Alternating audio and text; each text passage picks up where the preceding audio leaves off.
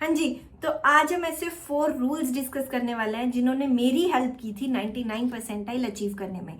ठीक है, तो एंड टू एंड सारे रूल्स डिस्कस करेंगे एंड आई मेक श्योर कि अगर आपने उनको अच्छे से फॉलो कर लिया तो 99 परसेंटाइल आपकी है। ठीक है, एंड इसके साथ साथ आपको कुछ अल्टीमेट रिसोर्सेज मिलने वाले हैं जिनको आप बहुत अच्छे से यूज कर सकते हो अपने स्कोर को बूस्ट करने के लिए और 99 परसेंटाइल के लिए। तो उसमें से एक रिसोर्स तो आपके साथ जो है वो शेयर ही हो गया, दैट इज प्लानर। तो मेरे पास उन सभी रिसोर्सेज के अभी प्रिंट आउट्स हैं। ठीक है, तो सबसे पहले तो प्लानर का ही प्रिंट आउट है। तो वो जो प्लानर है उसका जो लिंक है वो आपके साथ शेयर्ड है एंड उस प्लानर को यूज कैसे करना है। लाइक वो प्लानर में आपके पास 3 शीट्स हैं। लाइक मैथ्स की है, जैसे अभी मेरे पास मैथ्स है, फिजिक्स है, केमिस्ट्री है, वैसे ही मैथ्स का एक पेज है, फिजिक्स का एक पेज है और केमिस्ट्री का पेज है, जिसको आप अच्छे से यूज कर सकते हो। एक तरीके से आपके पास ये टेबल है। ठीक है, आपको इस टेबल को अच्छे से फिल करना है जिसके थ्रू आप बहुत अच्छे से अपनी प्रिपरेशन को ट्रैक कर सकते हो और कॉन्फिडेंस गेन कर सकते हो। जिसमें ऊपर जो हाई वेटेज चैप्टर्स हैं उनकी लिस्ट तो लिखी हुई है, बाद में जो जो चैप्टर्स आपको करने हैं, जो जो आपने सिलेक्ट किए थे, उनको भी अच्छे से लिख लेना है। ठीक है, तो पहली जो शीट थी वो मेरे पास प्लानर वाली थी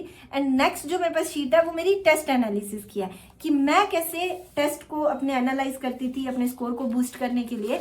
ठीक है, तो मेरी टेस्ट एनालिसिस की शीट है जो मैं यूज करती थी। तो मेरे साथ ऐसा होता था कि ऊपर डेट्स एंड वो सारी चीजें लिखी होती थी और 3 कॉलम होते थे फिजिक्स, केमिस्ट्री, मैथ्स के। ठीक है, जिसको मैं अच्छे से यूज करती थी फिल करने के लिए और नीचे मैं सारी इंप्रूवमेंट्स लिखती थी कि इस टेस्ट से मैंने क्या सीखा जो मुझे इंप्रूव करना है, और सारी मिस्टेक्स भी मैं नीचे लिस्ट आउट कर देती थी। इसके साथ साथ मैं मिस्टेक नोटबुक जो है वो मेंटेन करके रखती थी। एंड इसके साथ साथ जो आपका थर्ड रिसोर्स है मेरे पास वो है ऑर्गेनिक के लिए चेकलिस्ट, जो आप यूज कर सकते हो। क्योंकि ऑर्गेनिक या इनऑर्गेनिक की बात की जाए, केमिस्ट्री एक ऐसा सब्जेक्ट है जो लास्ट के मंथ में बहुत ज्यादा आपको हेल्प करता है अपने स्कोर और रैंक को बूस्ट करने के लिए। ठीक है, तो ये ऑर्गेनिक की चेकलिस्ट है जिसमें प्रॉपर बताया हुआ है कि कौन कौन से टॉपिक्स हैं जो आप यूज कर सकते हो, जो आपको मस्ट है कि लास्ट में अगर आप करोगे तो आपका जो स्कोर है वो बूस्ट होगा। तो ये 3 रिसोर्सेज है जिसमें से प्लानर शेयर्ड है आपके साथ। टेस्ट एनालिसिस वाली जो शीट है वो अगर आपको चाहिए तो आप कमेंट्स में बता के जाओगे और चेकलिस्ट आपके साथ जल्दी शेयर कर रहे होंगे। ठीक है, तो अभी वापिस आते हैं 4 रूल्स के साथ डिस्कशन को स्टार्ट करते हैं।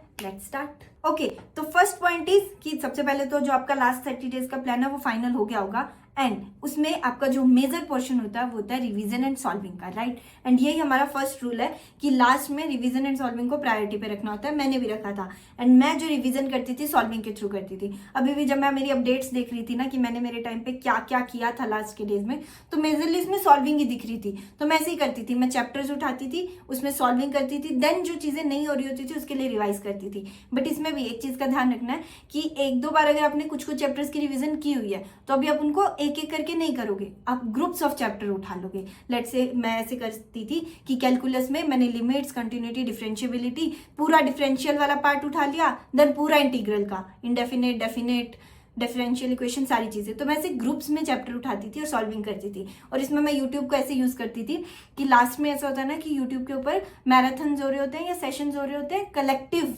सॉल्विंग के, ग्रुप सॉल्विंग के, या तो वो कोऑर्डिनेट की पूरी सॉल्विंग चल रही होगी या ऐसा होगा कि पूरी ऑर्गेनिक की सॉल्विंग चल रही होगी। तो केमिस्ट्री में तो मेरा फिक्स था कि मैं मोहित सर से जो भी मैराथन चल रहे होते थे सॉल्विंग वाले, वहां से सॉल्विंग करती थी। तो मेरा जो एक सुपर पावर थी इसमें वो ये थी कि मेरी ना सॉल्विंग फिक्स थी, मेरे रिसोर्सेज भी फिक्स थे, तो मुझे पता था कि मुझे कहाँ से करना है और क्या करना है। तो मैं क्या करती थी, मैराथन्स के थ्रू सॉल्विंग कर रही होती थी, प्लस अगर मुझे ऐसा लगता था कि मेरे पास टाइम है मैं और सॉल्विंग कर सकती हूँ, तो मेरी बुक्स फिक्स्ड थी केमिस्ट्री के लिए, MS Chauhan, N Awasthi and VK Jaiswal. तो मैंने इन्हीं तीनों बुक्स को फॉलो किया था एंड सॉल्विंग की थी। तो अब मैं करती क्या थी कि मेरा एक तो रूटीन फिक्स था कि मैं दिन में 3 घंटे की 1 या 2 सीटिंग प्रॉपर फोकस्ड में आइसोलेटेड होके लगा रही होंगी, प्लस इसके साथ साथ टाइम टारगेटेड सॉल्विंग कर रही होंगी, चाहे मैं वो 1 घंटे की करूँ, 2 घंटे की रहूँ, बट वो टाइम फिक्स होता था एंड उसमें मैं ट्रैक करते करते सॉल्विंग कर रही होती थी। तो लास्ट के टाइम पे मेरा मेजर फोकस होता था सॉल्विंग पे,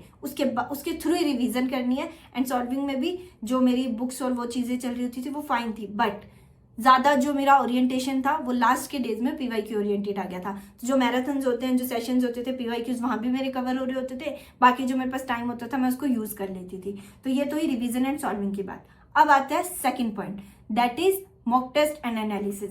मैंने इफेक्टिवली बहुत ज्यादा काम किया था मॉक टेस्ट पे। मैंने अराउंड 50 मॉक टेस्ट तो दे ही दिए होंगे मेंस 1 से पहले, सारे कलेक्टिवली। और अगर मैं लास्ट के डेज में बात करूं तो मैं एक वीक में 3 मॉक देने मैंने शुरू कर दिए थे, बिल्कुल लास्ट 20 डेज में तो खासकर। अब इसमें ये नहीं है कि सिर्फ मैंने मॉक दिए थे, मेरी सुपर पावर वहाँ ये थी कि मैंने जो मॉक दिया है उसका एनालिसिस मेरा तभी डन हो जाता था। लाइक मेरा फिक्स होता था कि मैं 9 to 12 मॉक दूंगी, तो शाम को मैं प्रॉपर स्लॉट रखती थी एनालिसिस के लिए और मैं एनालाइज कर देती थी। तो उसी में जो मैंने अभी शीट का जिक्र किया था ना कि मैं कैसे एनालिसिस करती थी, वो मैं शीट पे मेंटेन करती थी। तो मैं क्या करती थी कि मेरा ये शीट होती थी, तो इस शीट में देखोगे ना ध्यान से, तो ऐसा होता है कि ऊपर डेट होती थी, मार्क्स ऑब्टेन्ड होते थे, देन फिजिक्स, केमिस्ट्री, मैथ्स के 3 अलग अलग सेक्शन थे।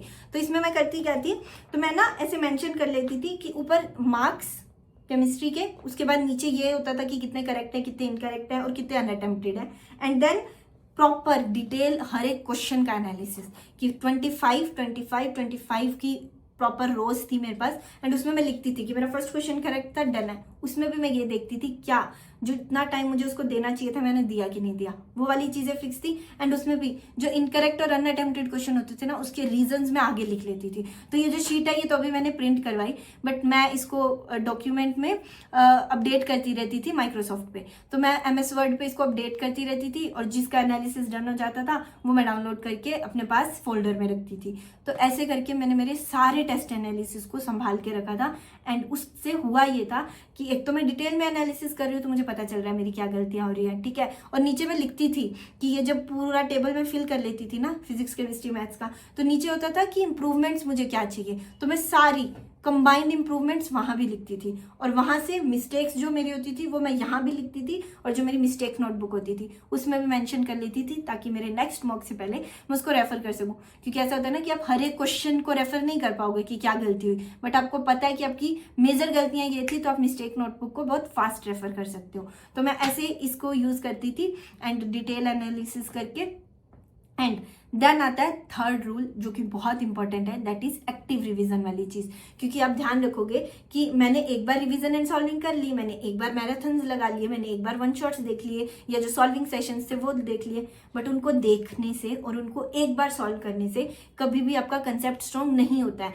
तो मेरा रिवीजन फिक्स्ड होता था कि मैंने अगर फाइनली मैराथन लगाया है, सॉल्विंग सेशन लगाया है, तो उसके बाद मैं उन्हीं क्वेश्चंस को रिविजिट करके रिपीट भी करती थी। अब उसमें मैं सारे क्वेश्चन रिपीट नहीं करती थी, ऑब्वियसली जो हो गए थे वो अभी भी हो जाएंगे तो उनको ऊपर ऊपर से देखा, बट जो जिसमें मैं अटकी थी मैं उसको रीसॉल्व करती थी। तो ऐसे करके मैं रिविजिट करती थी मैराथन्स वाले सेशंस को, प्लस इसके साथ साथ जो मेरे शॉर्ट नोट्स होते थे या जो मैंने क्वेश्चंस बुक्स वगैरह से सॉल्व किए होते थे, मार्क्ड क्वेश्चंस होते थे, उनको भी मैं रिविजिट करती थी। तो इसमें 2 चीजें हो जाती है, एक तो प्रॉपर रिविजन के लिए स्लॉट रख रहे हो, एक आप एक्टिव रिवीजन कर रहे हो। इंपॉर्टेंट होती है एक्टिव रिवीजन इसलिए क्योंकि वो आपकी एक्टिव रिकॉलिंग की पावर इंक्रीज करती है। ध्यान रखना है कि हम बहुत सारी चीजें पढ़ेंगे, बट वो जो 3 घंटे का एग्जाम होता है ना, वो ये टेस्ट करता है कि आप उन 3 घंटे में कितने कंसेप्ट को रिकॉल कर पा रहे हो, आपको याद आ रहा है कि नहीं आ रहा है कि कैसे कंसेप्ट को अप्लाई करते हैं। तो उसके लिए आपने एक बार रिवाइज किया, डन है, बट उसको दोबारा देखना पड़ेगा, उससे गो थ्रू करना पड़ेगा ताकि आप उसको भूल ना जाओ।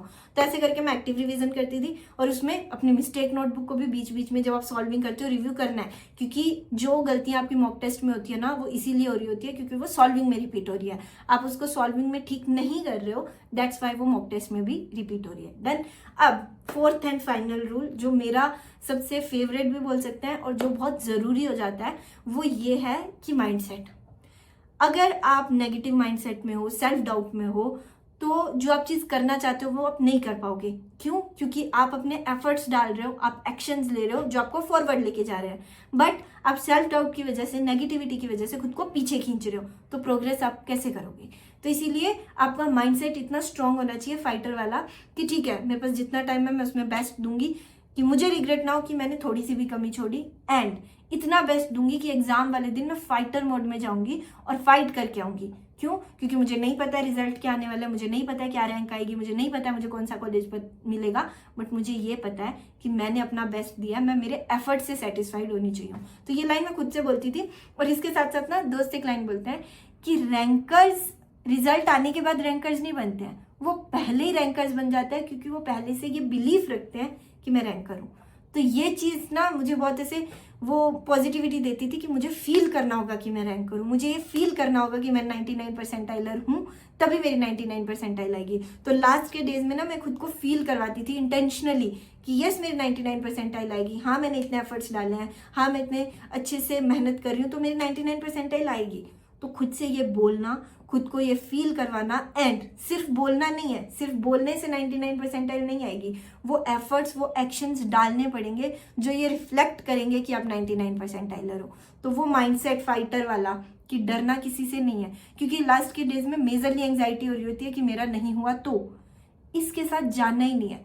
दो चीजें ध्यान रखनी है कि जो भी होगा देखा जाएगा, उसके साथ मैं फाइट करने के लिए रेडी हूँ, क्योंकि मैंने जितनी 2 से 3 साल की प्रिपरेशन की है ना, उसमें मैंने खुद को स्ट्रॉन्गर बिल्ड किया है। तो मैं सिर्फ एक किसी रिजल्ट से डर नहीं सकती हूँ।